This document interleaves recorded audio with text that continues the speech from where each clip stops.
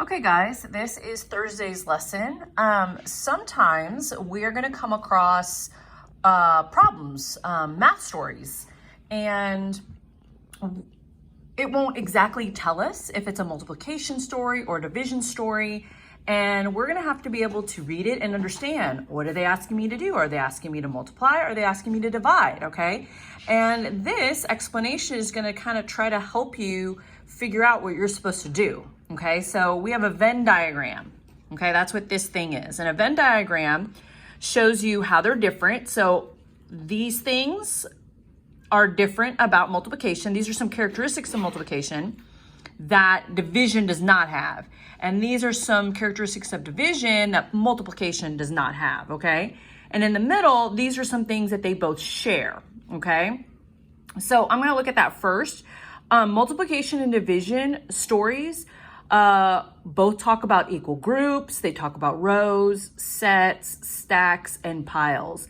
And guys, really, those words are pretty much kind of like synonyms of each other. They all kind of mean the same thing. Like a group can be a row, or a set, or a stack, or a pile of something, okay?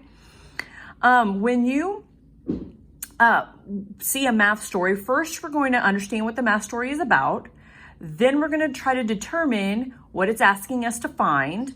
And then we're going to use these characteristics to decide if it's going to be multiplication or division, okay? Multiplication is usually joining, putting together groups, equal groups.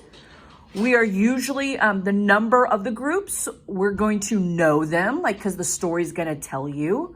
The amount in each group, we are going to know it because the story is going to tell us. And the total number is what we do not know in multiplication stories. We have to find the total, okay? In division, we are going to be separating equal groups. Multiplication, join, division, we separate, okay? Everyone is going to get a fair share. They're going to get the same amount. We're going to measure out the same to everybody.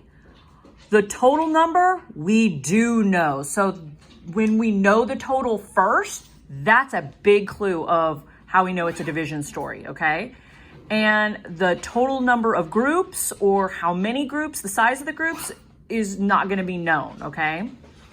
So that's why I came up with these little number sentences to kind of help you remind you of that, okay?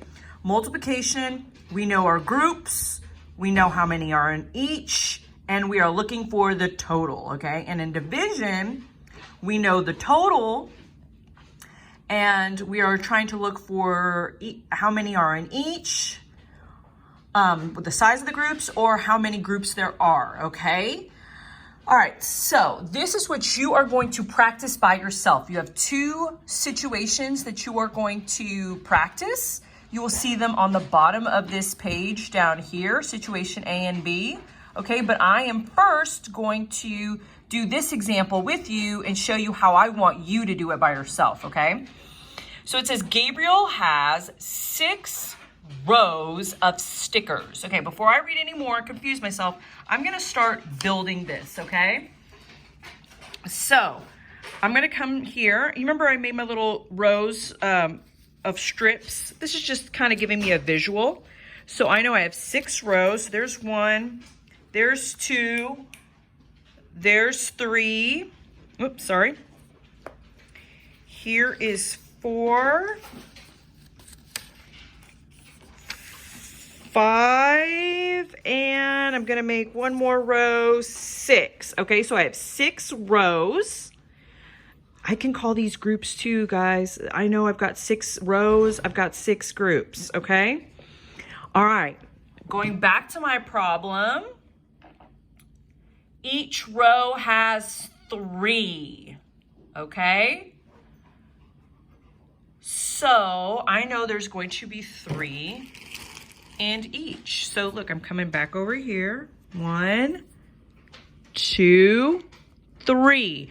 Now I was looking over here because I started to notice that I do know the number of groups. It's 6 rows. Rows are the same thing as groups, okay? And I know that each row has 3 stickers.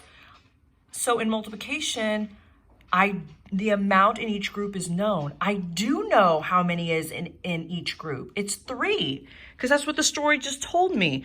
So I have already seen 2 of these characteristics in this story. So guess what I'm going to be doing here? Multiplying or dividing. Since I saw 2 of these characteristics, I'm going to be multiplying, guys. So I'm going to finish building. Just so you see, there's 2 rows.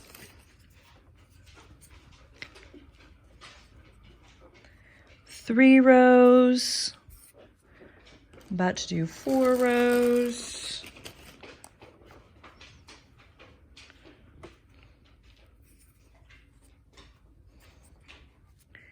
And 1 more row of 3 stickers.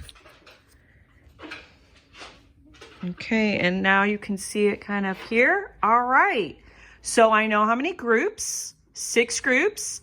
There's 3 in each, and now we have to find the total, okay? And all we do is just gonna count all that up to find our total. Now, on your piece of paper, this is what I want it to look like, please, okay? So first, this is my piece of paper. I am going to draw my model. So just like what I was showing with our manipulatives, I'm going to show 6 groups. Sorry, I kind of started a little too fast with how many are in each. So there's 1 row, 2 rows, 3 rows, 4 rows, 5 rows, and 6 rows. So I just drew rows.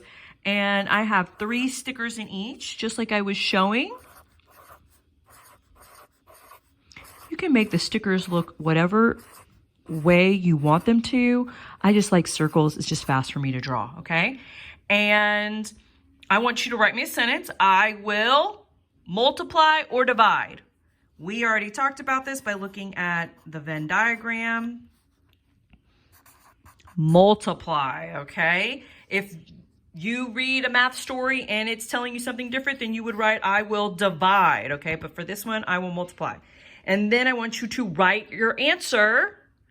Your answer is going to be, what is the total? Gabriel has, because that's what the question asks, how many stickers does Gabriel have in all? So Gabriel has, and I'm going to count, 1, 2, 3, 4, 5, 6, 7, 8, 9, 10, 11, 12, 13, 14, 15, 16, 17, 18. If you want to count really fast, guys, you could also do, what's 3 plus 3? 6. 6 plus 3, 9. 9 plus 3, 12. 12 plus 3, 15, 18. Okay? You can do kind of quick counting.